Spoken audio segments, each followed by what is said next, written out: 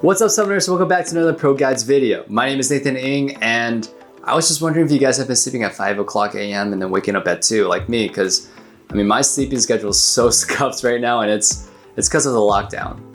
Not League of Legends, the lockdown. Anyway, we're going to be talking about patch 10.7 Counterpicks. There are a lot of terrifying champions in the meta right now, and we're going to try helping you counter them. But before we get started, our question of the day is, what champion do you find hardest to counter? For me personally, it's gotta be Wukong. I mean, that champ is literally a chimp, and if you play him too, then you're a chimp, and there's no arguing that because it's just true. I mean, his double clone, knockup, deluxe combo, stealth mechanic, like what is that, right? Like, what are you thinking? Anyway, I hope you guys are following me on Instagram at Nathan_ING and on my TikTok, which is the same tag. Let's go ahead and hop right into the first pick. Our first counter pick for the top lane is Tryndamere. Tryndamere is a strong split pushing champion that relies on taking Ignite and abusing his free crit as he gets from his passive to create leads in the laning phase. What he really capitalizes on though, and what makes him such a good counter pick to the top laners like Garen, Sett, Mordekaiser, and Aatrox, is his ultimate, which stops him from dying. Tryndamere can just pop his ultimate and keep boiling on the enemies until they die. Garen can't execute Tryndamere, Sett can't capitalize on his grip punch, and Mordekaiser has a hard time finishing Tryndamere before his own ult expires, and Aatrox can't pin down Tryndamere long enough to kill him thanks to Tryndamere's spinning dash ability. He even does well into Irelia, who runs into similar issues when she tries to burst him down. Use Tryndamere to trip up these meta top laners and then split push until you reach the Nexus. Our second top lane counter pick is Malphite. A lot of the popular top laners right now are completely allergic to Malphite on multiple fronts. Since Malphite's abilities get damage scaling off of how much armor he has, he's already a challenge for a lot of top laners to kill since they tend to be AD based. He will definitely rock their world. This is even more so the case when Malphite is up against champions that rely on Conqueror to function as well, since Malphite absolutely loves to run an early Bramble Vest to nullify their healing.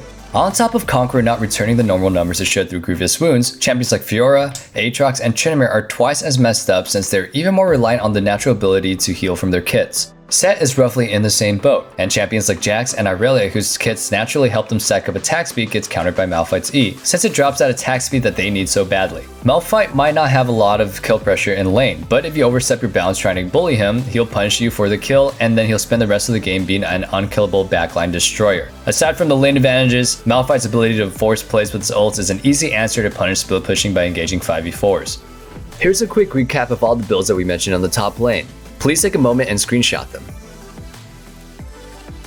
Our first counter jungle pick is Rengar. Rengar is one of the strongest jungle assassins in the game, and when he's not one-shotting carries, he's probably about to delete the enemy jungler instead. Echo, Elise, Zac, and Jarvan have been at the top of their tier list for a while now, and Rengar is a solid answer to all of them. The damage that he can put out with his auto-attack passive jumps, as well as the mobility it gives him, make him pretty scary to go against. Additionally, Echo and Elise rely on their CC for early skirmishes, and Rengar can just cleanse those with his empowered W so he can just keep on killing. As for Zac and Jarvan, Rengar is just too much of a beast in the early game to stay in his own jungle. If they even find themselves on the same screen as Rengar, they have to concede whatever they're working on unless they have a team to back them up. When it comes to the late game, Rengar is just great at making picks and winning fights before they can even happen, so keep your vision up and look for good picks and flanks.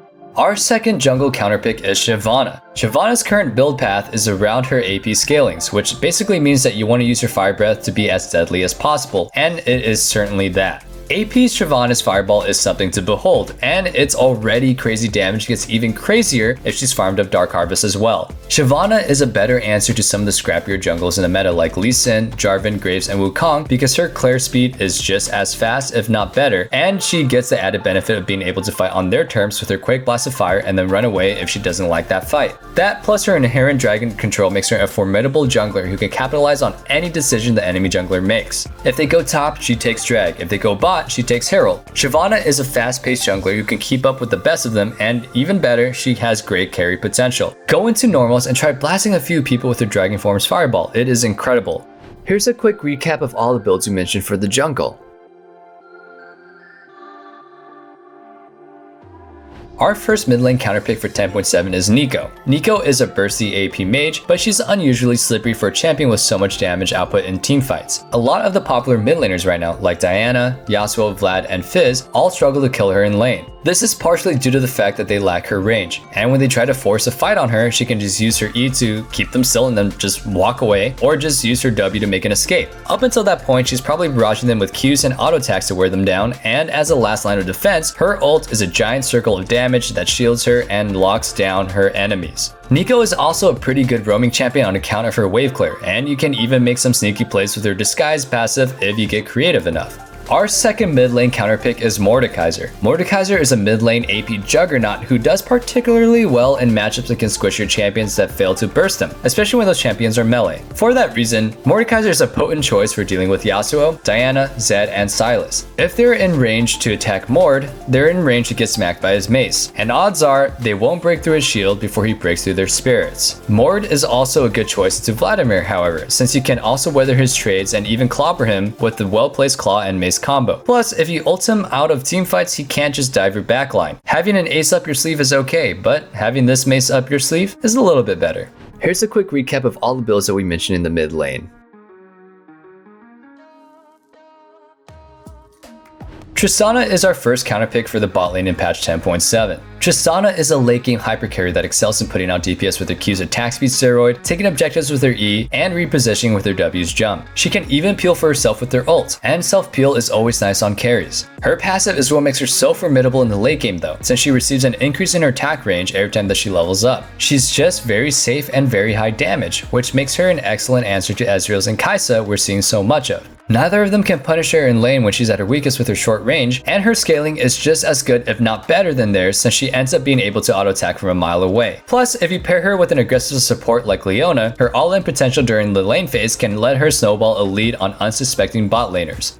Draven is our second bot lane counter pick. In the current meta, a lot of ADCs just want to sit in the lane and farm and scale into their late game power spikes. Draven, on the other hand, wants to square the heck up. Ezreal, Kai'Sa, and Jinx aren't allowed just to stand around collecting gold. Draven packs too much of a punch and too much early aggression to allow that. He's perhaps the only ADC that can go blow for blow with Lucian's early trades, and even Caitlyn's long gun of the law isn't long range enough to keep her safe from Draven. Oh, and don't even think about picking Kalista into Draven. You'll just get run down by his W, have your passive movement speed messed up with his E's knockback, and you'll just catch access to the head while he's catching him for his passive. Draven's just such an effective lane bully and it's almost impossible to fight him, but standing back while he zones you off your CS isn't exactly an appealing option either. So be a Dravener and not a Dravenee and punish those squishy hyper carries.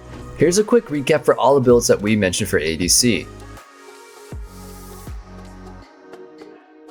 Last but not least, we're going over our supports. Our first one is Set. Set is a juggernaut that loves being in the thick of the fight. His movement speed and attack speed steroids on his Q make him a great and potent brawler. His W gives him a huge burst of damage and protection, and his E is a great way to follow up and catch enemies off guard with a multi-man stun after he ults a target into the back line. Set is a good answer for the most popular engaged champions right now, like Thresh, Nautilus, Blitz, and Pyke. All of them rely on bringing unwilling enemies into fights that go poorly for them, but there is no such thing as a bad close-range fight for Set in the bot lane right now. Set's primary weakness as a juggernaut is that he has trouble making fights happen and sticking to enemies. But when a Blitz or a Pyke is kind enough to do the hard work for him and bring them towards the carry, then that weakness is no longer a factor. Set is exactly where he wants to be. After all, he can't beat the crap out of them if he can't get closer. Our last pick on the list and support pick number 2 is Karma. Karma is a well-rounded champion that has a handful of tricks, and knowing when to use each facet of her tool is essential to dominating games. Her Q is a solid poke to harass enemies in lane, her W is a tethered CC that punishes anyone who gets too close, and her E gives her the movement speed she needs to be evasive and kite targets out for her hit and run style of gameplay. Karma is such a great answer to picks like Leona, Thresh, and Pyke, because not only can she bully them out with her Q, but they also have very telegraphed attack patterns, so the movement speed on Karma comes in extra clutch for dodging their engaged skill shots.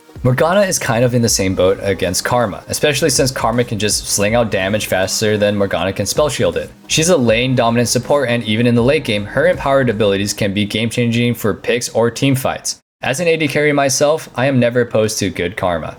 And finally, here's a recap for all the builds that we mentioned for supports. Thank you guys so much for watching this video. Make sure you like, comment, and subscribe if you want to see more content such as this. If you want to climb the League of Legends ladder, then make sure you check out ProGuides.com as we can set you up with a coach. And if you're missing those online classes, then we got some League of Legends classes for you, and those are just better than, math. I said math, not meth. I don't know. League of Legends classes are both better than meth and math. Anyway, what am I even saying? I hope you guys stay healthy. I hope you guys stay safe. I hope you guys aren't doing meth and doing math. And I'll see you guys in the comment section down below and on the Rift.